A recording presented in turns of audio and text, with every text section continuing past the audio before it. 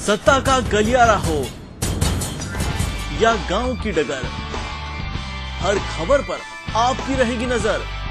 क्या घटा, क्या बढ़ा, कौन लुटा, कौन पिटा, सप्ताह की सारी हलचल जयपुर में जो हुआ पल पल हम पहुंचाएंगे आप तक जयपुर दिस वीक में। नमस्कार, जयपुर दिस वीक में आप सभी का स्वागत है। मैं अमित शर्मा आपका अभिनंदन करता हूं। आइए पड़ताल करते हैं, नजर डालते हैं बीते सप्ताह की बड़ी खबरों पर। सबसे पहले बात करेंगे 2 अक्टूबर की। जी हां, इस दिन को आप गांधी जी के जन्मदिन के रूप में भी मनाते हैं। हम याद दिला दें कि ये लाल बहादुर शास्त्री का भी जन्मदिन होता है। इस दिन प्रदेश की सबसे बड़ी योजना, जो चर्चा में रहने वाली योजना है, निःशुल्क दवा योजना को 1 साल पूरा हुआ, उसका जलसा मनाया गया। देखते हैं उसकी रिपोर्ट।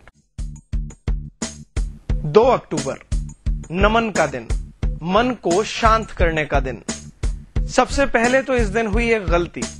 हर बार की तरह गांधी जी को याद किया गया, लाल बहादुर शास्त्री को भुला दिया गया। खैर, इस दिन प्रदेश की निःशुल्क दवा योजना को 1 साल पूरा हुआ। राजधानी में जलसा हुआ, फ्री दवाओं का दायरा बढ़ाने की घोषणा हुई। यह अच्छी खबर थी पूरे प्रदेश के लिए।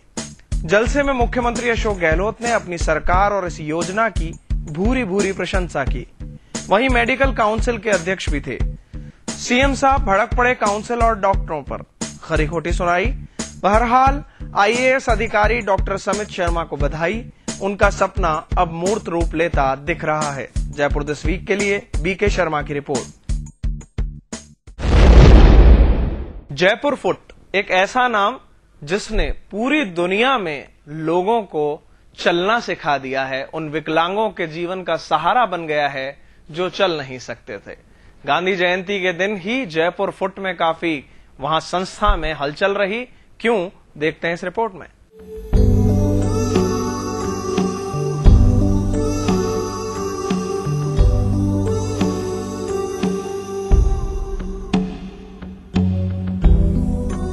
कई साल पहले रेलवे लाइन क्रॉस करते वक्त ट्रेन से पैर कट गया तो लगा मानो जिंदगी ही खत्म हो गई। मगर जब जयपुर फुट के बारे में सुना तो बदरंग जिंदगी में कुछ रंग उभरे और आज जब जयपुर फुट लग गया तो जिंदगी वापस रंगों से भर गई। ये दास्तां महावीर विकलांग सहायता समिति के मालवीय नगर स्थित केंद्र पर पहुंचे उन विकलांगों ने सुनाई जो रेल, सड़क हादसों में या बीमारी के चलते अपने पैर खो बैठे। इन सभी को अब जयपुर फुट ने नई जिंदगी दी है। यदि हम आपसे कहें कि कैदियों के बारे में आपके क्या विचार हैं, तो आप यही कहेंगे कि सजा याफ्ता लोग जेल के अंदर होते हैं वही कैदी कहलाते हैं। लेकिन हमारा कहना है कि कुछ क्रिएशन करने वाले लोग भी कैदी कहलाए जा सकते हैं। जी हां, कैदियों ने अपनी कला का प्रदर्शन किया। जवाहर कला केंद्र में उनकी कृतियों की एग्जीबिशन लगाई गई। देखते हैं। जेके के आर्ट गैलरी में सजी ये पेंटिंग्स किसी कुशल चित्रकार की नहीं है। इनको जयपुर के सेंट्रल जेल में बंद कैदियों ने बनाया है। दरअसल जेल प्रशासन ने कैदियों की प्रतिभा को प्रोत्साहित करने के लिए इसका आयोजन रखा। प्रदर्शनी का उद्घाटन मुख्यमंत्री अशोक गहलोत ने किया। मुख्यमंत्री ने भी जेल प्रशासन के प्रयास की सराहना करते हुए कैदियों की पेंटिंग्स की तारीफ की।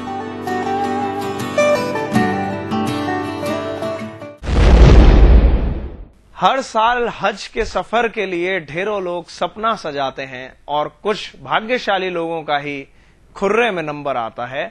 इस हफ्ते हज की पहली उड़ान भरी गई। गुरुवार को पहला जत्था रवाना हुआ हज के लिए।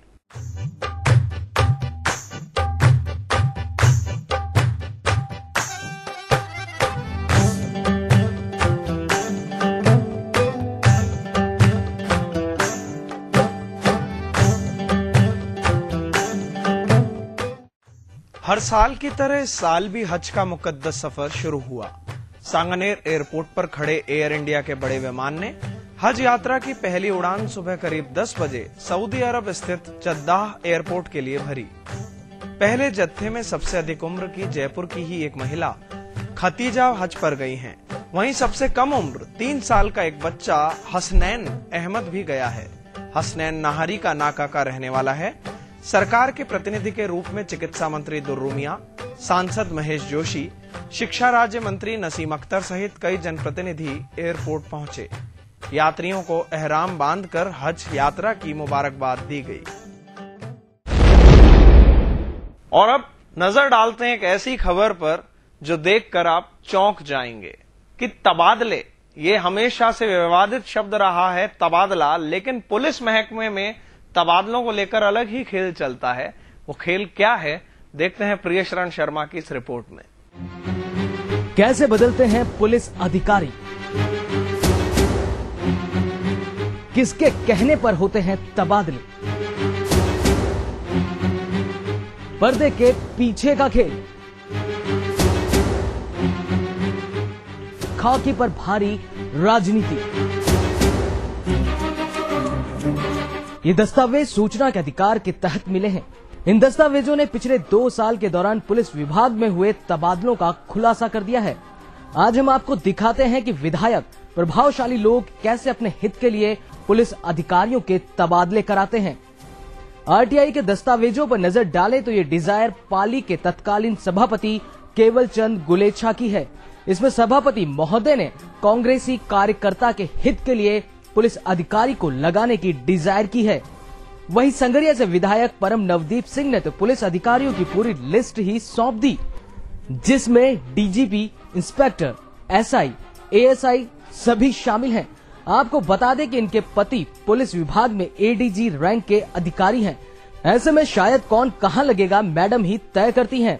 ऐसी 1-2 नहीं, सैकड़ों डिजायर की फोटोकॉपी आरटीआई के तहत मिली है, जबकि राजस्थान पुलिस एक्ट के तहत डीवाईएसपी या इससे नीचे की रैंक के अधिकारी के ट्रांसफर के लिए सरकार को बोर्ड या आयोग का गठन करना चाहिए। पुलिस अधिकारी भी मानते हैं कि बोर्ड के गठन होने पर ही पुलिस अधिकारी सही रूप से काम कर सकेंगे। खबरों के सफर में आज के लिए यहीं विराम लेंगे, लेकिन चलते चलते परंपरा निभाते हैं, फेसबुक पर आपको लिए चलते हैं। सबसे पहले आपको लेकर चलते हैं प्रणय मनु की वॉल पर। इनकी इस कार को देखिए जो फोटो ये शेयर कर रहे हैं। किस ताले का इस्तेमाल हो रहा है कार को बंद करने के लिए। तो अब यदि इन फ्यूचर आपकी कार का भी सेंट्रल लॉक खराब हो जाए, ताला नहीं काम करे, तो इस ताले को इस्तेमाल कर सकते हैं और मुस्कुरा सकते हैं।